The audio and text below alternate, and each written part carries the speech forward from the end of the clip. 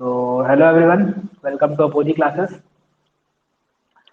तो हम लोग आगे शुरू करते हैं। हम लोगों ने लास्ट टाइम पे क्या क्या पढ़ लिया था। लास्ट टाइम पे हम लोगों ने ये पढ़ लिया था कि वर्क क्या होता है। वर्क के बारे में सब कुछ जितना जानना था उतना हम लोगों ने जान लिया था लगभग लगभग, है ना। वर्क वेक्टर क्वांटिटी क्यों है, वर्क अगर थीटा के साथ चल रहा है तो क्यों है, ये सारी बातें जान ली थी, है ना। और याद करो, मेरे फर्स्ट लेक्चर पे ही आप लोगों को एक बात बताई थी कि जो भी वर्क होता है ना, वर्क वही एनर्जी है। यानी work is a energy, energy के फॉर्म में ही स्टोर होता है। ठीक। तो आज हम लोग वही सीखेंगे कि work done by the force of gravity. अब देखो, हमको पता है कि कोई भी बॉडी यहाँ पे रखी है, छोड़ेंगे तो नीचे जाएगी। बात समझ में आया? इसको छोड़ेंगे तो नीचे जाएगी। नीचे क्यों जाएगी? नीचे जाने के पीछे रीजन ये है इसका कि एक ग्रेविटेशनल फोर्स वर्क कर रहा है। अब ग्रेविटेशनल फोर्स के ऊपर वर्क कर रहा है, खींच रहा है, तो इसकी वजह से इसमें वर्क भी होगा।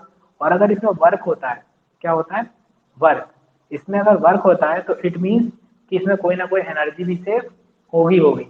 तो उस वर्क डन, या फिर वो वर्क डन कितना होगा, अगर हम वर्क डन निकाल लें तो हमें पता ही चल जाएगा, है ना। तो हम बस वही सीखने वाले हैं कि ग्रेविटी फोर्स की वजह से कितना वर्क डन होता है किसी भी बॉडी पे, और उसकी यूनिट्स के बारे में सीखने वाले हैं।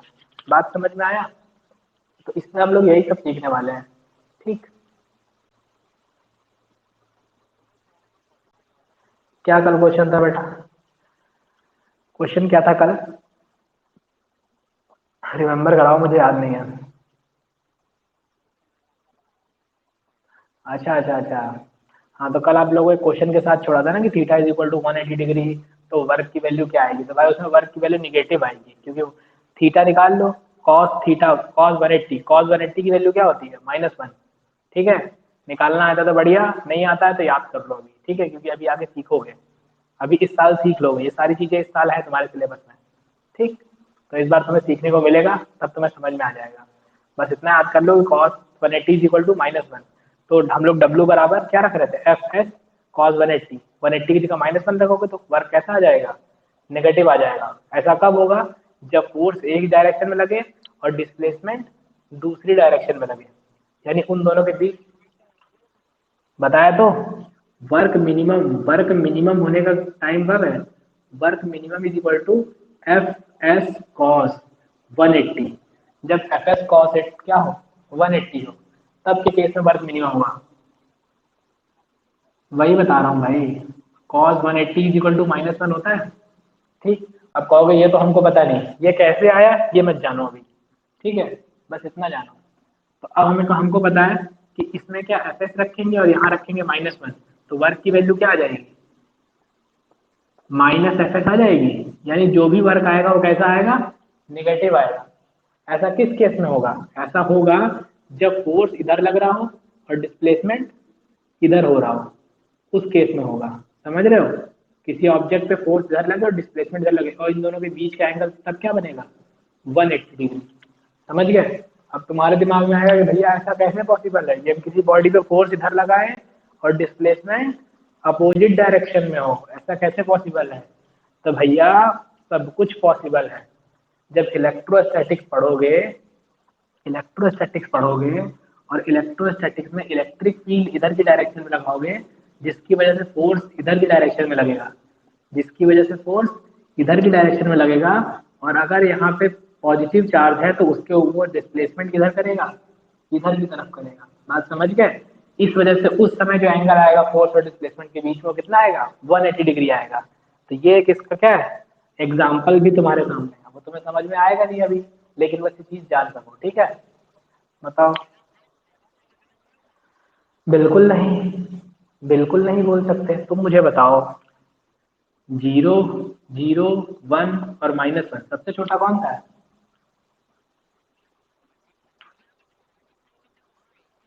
भाई तब फिर समझ गए? भाई माइनस में होने का मतलब है कि वर्क कम ही हो रहा है, मतलब हम जो वर्क चाह रहे थे वो नहीं मिल रहा है, निगेटिव डायरेक्शन में मिल रहा है। तो इसी चीज को क्या बोलेंगे? मिनिमम। अब आया? ठीक है। क्लियर? बात समझ में आ गई तो आगे बढ़े? ठीक है, तो चलो आज का टॉपिक शुरू करते हैं, है ना। ये सब बातें हो गई थी आप लोगों को, ठीक ठाक समझ में आ गया था वर्क वर्क के बारे में। आगे बढ़ते हैं। अगला क्या है? Work done by the force of gravity.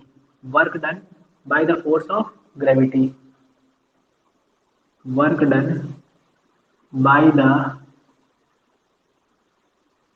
Force of gravity. समझ रहे हो, ग्रेविटी की वजह से वर्क डन, है ना। ये क्या होगा, तो हम लोग को इसमें जनरली प्रूफ करना है W is equal to MGH, MGH, ठीक है। कोई से MDH पान मसाले वाला नहीं समझेगा, ठीक। MDH सब्जी मसाले, ठीक है, तो वो नहीं समझना है, MGH समझना है, ठीक। MGH क्या होता है, यहाँ ये क्या होता है, वो क्या होता है, सारी बातें समझाते हैं, बिल्कुल समझ में आएगा। देखो, अगर हम ऐसा कहें, लेट अस सपोज दैट कि हमारे पास में क्या है, अर्थ है, ठीक। ये मान लो हमारे पास अर्थ है, अर्थ तो जानते ही होंगे, ठीक है। इसके साथ इसके ऊपर हमने क्या कर दिया, यहाँ पे एक m मास का कोई एक ऑब्जेक्ट है, m मास का ऑब्जेक्ट है, m is equal to mass of object, mass of object, m mass का कोई भी एक ऑब्जेक्ट है जो कि अर्थ के सरफेस से h डिस्टेंस पे है, h is equal to h vertical distance from earth surface, vertical distance from earth surface, clear. ये हो गया vertical distance from earth surface. तो अब हमें क्या करना है, अब में देखो, अब हमें ये पता है कि जो अर्थ है ना, अर्थ वो हर ऑब्जेक्ट को अपनी तरफ एक फोर्स से खींचता है, जिस फोर्स की वैल्यू होती है क्या, mg, mg, यही तो इसका वेट लगेगा नीचे की तरफ फोर्स, और नीचे की तरफ फोर्स लगने की वजह से डिस्प्लेसमेंट किस डायरेक्शन में होगा, डाउनवर्ड ही होगा। तो यानी फोर्स और displacement in the same direction, दोनों क्या है, सेम डायरेक्शन में है। तो देखो, अगर हम यहीं पे बात करें तो वर्क डन की डेफिनेशन हम लोगों ने क्या पढ़ी थी, वर्क की डेफिनेशन हम लोगों ने क्या पढ़ी थी, work is equal to force into displacement, displacement in the direction of, in the direction of force, in the direction of force, ठीक है। तो हम यहाँ पे कह सकते हैं W is equal to F into S. तो W इज इक्वल टू, अगर फोर्स की बात करें तो फोर्स कितना निकल के आ रहा है, mg, और s कितना है, s डिस्प्लेसमेंट h है, तो वर्क डन क्या निकल के आया, mgh, work is equal to mgh। ये बात किसको किसको समझ में नहीं आई,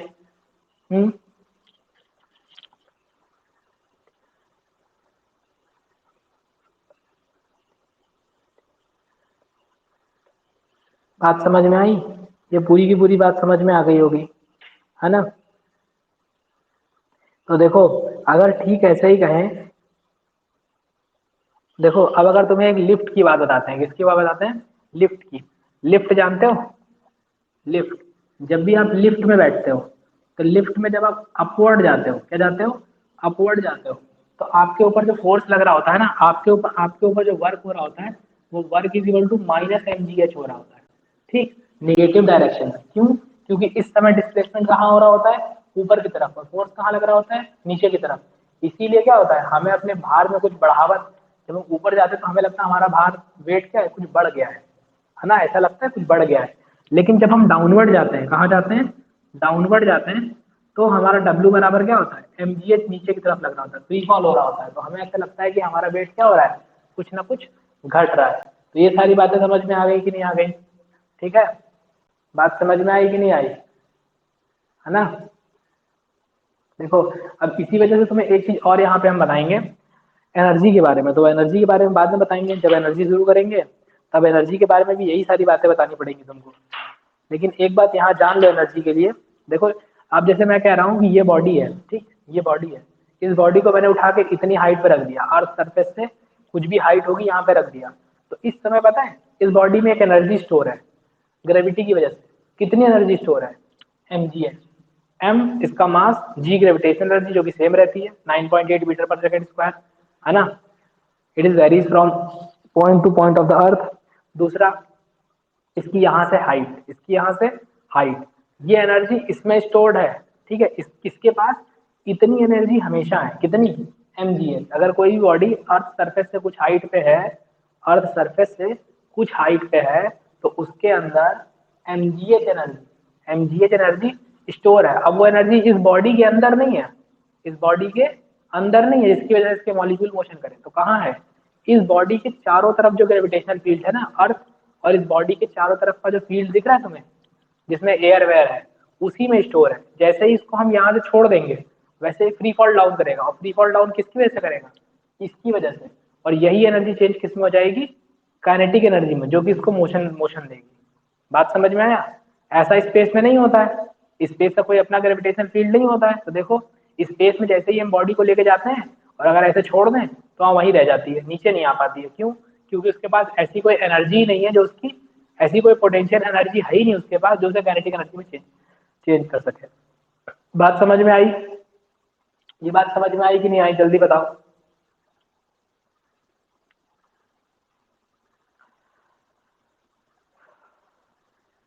आई थिंक समझ में आ गई होगी आप लोगों को। ठीक है, तो स्टार्ट करते हैं आगे। Units of work. अब यूनिट्स ऑफ वर्क की बात करते हैं, इसकी units of work, unit of work. देखिए वर्क की यूनिट्स क्या क्या हो सकती हैं, है ना? तो अभी हम लोगों ने एक वर्क की यूनिट्स पढ़ रखी है, क्या? न्यूटन मीटर या फिर जूल, इतना हम लोगों ने पढ़ रखा है ना? इसके अलावा और कुछ हो सकता है? आई थिंक मेरे हिसाब से तो नहीं हो सकता है। अब इसमें जितने बनाने हैं बना दो, है ना?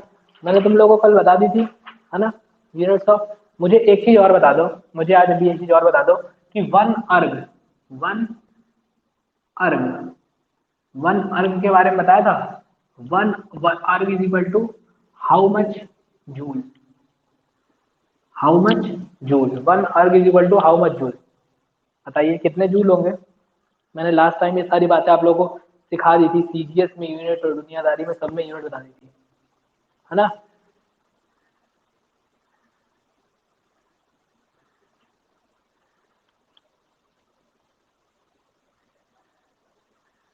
(10⁻⁷) और एनीवन एल्स? और कोई बताएगा? 10⁻⁷ के अलावा one erg is equal to how much joule? निकाल रहे हैं भाई लोग, रोज रिवीजन नहीं करते हैं। 10⁻⁷। अच्छा, 1 जूल इज इक्वल टू 10⁻⁷ अर्ग। बस लग गई लंका, लग गई Lanka. One erg is equal to पूछ दिया भाई। देखो मैंने आप लोग को ये सिखाया था, 1 जूल इज इक्वल टू 10⁻⁷ अर्ग, ये बताया था। ठीक है, अर्ग। तो one erg is equal to क्या, ये नीचे आ जाएगा। तो 1/10⁻⁷ जूल, 1/10⁻⁷ जूल का मतलब क्या हुआ, है ना? ये हो गया 10⁻⁷ जूल। अच्छे अच्छे लोग परेशान हो जाते हैं इसमें। ठीक है, बात समझ में आई? ये चीज हो गई। ठीक है, इस चीज को याद रखिएगा। और साथ में एक चीज और याद रख लीजिएगा कि 1 जूल इज इक्वल टू, इसको कह सकते हैं 1 डाइन इंटू 1 सेंटीमीटर, ये भी कह सकते हैं ना? क्योंकि हमें पता है 1 जूल इज इक्वल टू क्या, 1 डाइन मतलब, डाइन मतलब 10⁵, 10⁵ 1 डाइन में कितने ग्राम हो, कितने कितने न्यूटन, कितने किलोग्राम पर मीटर पर सेकंड स्क्वायर होते हैं, वो होता है 10⁵। तो इस चीज को, एक चीज ये भी कह सकते हैं, ये भी इंपॉर्टेंट है, ये भी याद रखिएगा। समझ में आया कि नहीं आया? यहाँ हो जाएगा 10⁻⁷। ठीक है, 10⁻⁷।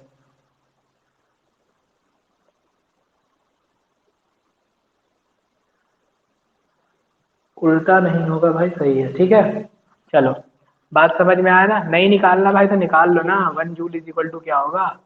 ठीक है, अरे इसको जब लिखोगे तो यही चीज निकल के आएगी, आप चेक कर लीजिएगा।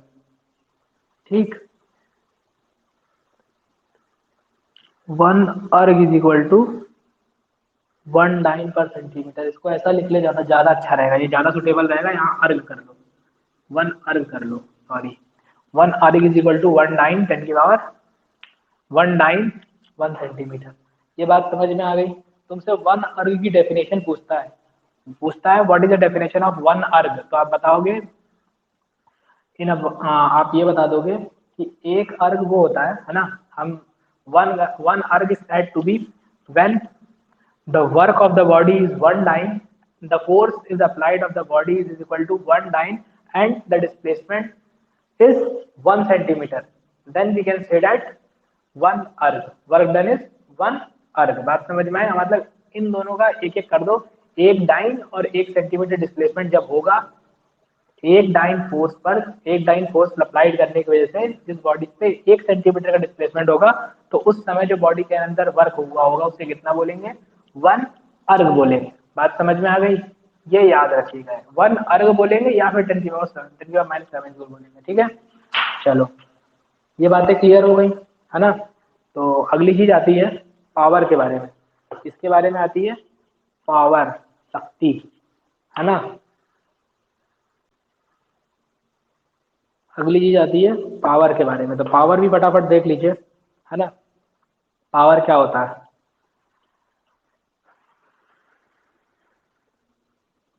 पावर, पावर को पी से डिनोट करते हैं। पावर पढ़ाने से पहले मैं चाह रहा हूँ कि एक बार आप लोग स्क्रीनशॉट ले लीजिए, जो भी लेना है फटाक से स्क्रीनशॉट ले लीजिए।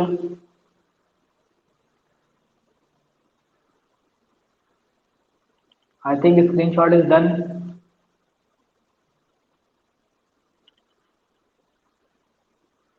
हो गया स्क्रीनशॉट? ठीक है, चलो बहुत बढ़िया। आगे देखो, आगे क्या है। अब हम लोग पावर की बात करते हैं। पावर, पावर यानी शक्ति। ठीक है, the rate of work done any body any appliance is known as power. Simple सी बात है। कुल मिला के इतना समझो कि किसी भी चीज की कुछ भी करने की, कोई भी चीज हो, उसकी हर वर्क करने की या कोई भी काम करने की कुछ ना कुछ क्या होती है? कैपेबिलिटी होती है ना। तो उस कैपेबिलिटी को ही क्या बोलते हैं? पावर बोलते हैं। बात समझ में आया? उस कैपेबिलिटी को ही क्या बोलते हैं? पावर बोलते हैं। कैसे होगा देखो, समझते हैं फटाफट। यानी डेफिनेशन में तो हम सिर्फ एक लाइन में डेफिनेशन कह सकते हैं, the rate of doing work is called power. यानी rate of doing work, rate of doing work is called power. बात समझ में आया? Rate of doing work is called power. इतनी बात क्लियर हो गई होगी। Power is a scalar quantity. अब पावर कैसी क्वांटिटी है? यानी हम सिंपल सी बात करें, P is equal to W by T. तो अब हमको ये भाई बताए, अब यहाँ मैं किसी से पूछूंगा कि पावर कैसी क्वांटिटी है, तो आई थिंक सबका जवाब आना चाहिए कि ये स्केलर क्वांटिटी है। कैसी क्वांटिटी है? स्केलर क्वांटिटी है। वाई स्केलर क्वांटिटी है? स्केलर क्वांटिटी होने के पीछे रीजन क्या है भाई? सिंपल सा रीजन है, वर्क बता चुका हूँ स्केलर है, टाइम ऑलवेज स्केलर है। तो दो स्केलर क्वांटिटी का मल्टीप्लाई डिवाइड करोगे तो अलजेब्रिक लॉ के अकॉर्डिंग करोगे, वेक्टर लॉ की जरूरत ही नहीं पड़ेगी। तो ऑलमोस्ट कैसी क्वांटिटी आएगी? स्केलर क्वांटिटी ही आएगी। समझ गया? ये बातें क्लियर है? ठीक है। अब इसके बाद और चीजें आ सकती हैं इसमें। इसकी यूनिट क्या होगी भैया, है ना। तो सिंपल सी बात है भाई, इसकी एक तो यूनिट हो जाएगी क्या? जूल पर सेकेंड, जूल पर सेकेंड। या फिर इसकी यूनिट होती है वॉट। क्या होती है? वॉट। ठीक। इंपॉर्टेंट क्या याद रखना है? इंपॉर्टेंट याद रखना है, one horse power is equal to 746 watt. 1 HP is equal to 746 watt. ठीक है, मतलब 746 वॉट होता है। ये बात बस याद रख लेना। क्यों याद रखने की कह रहा हूँ?